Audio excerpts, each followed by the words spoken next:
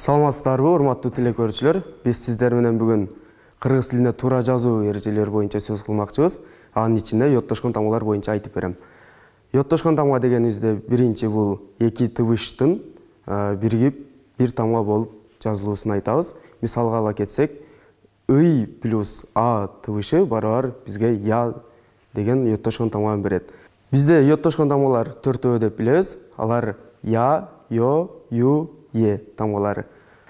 Йоттошкон тамгаларды жазууда биз көпчүлүгүбүз ката кетиребиз. Мисалга ала турган болсок, коён сөзү бул ый жана о тамгасы менен жазганыбыз туура эмес болуп эсептелинет.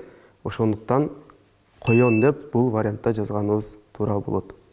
Биздин кийинки мисалыбыз бул аю деген сөз. Муну биз көпчүлүгүбүз жазганда ый жана у деп жазабыз, же болбосо акырындагы уну калтырып коебуз.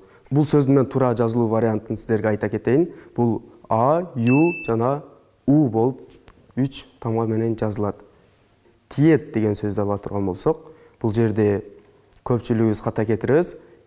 И жана э тамгасы менен жазып алабыз. Бул жерде андай жазылбайт. Тиет деп 4 тамга менен жазылат.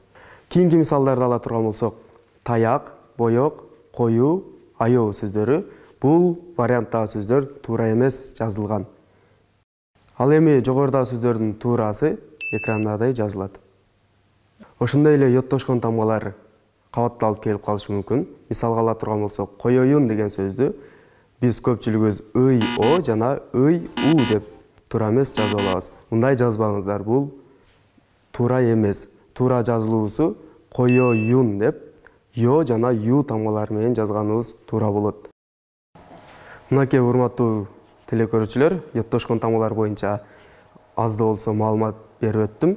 Саламатта калыңыздар.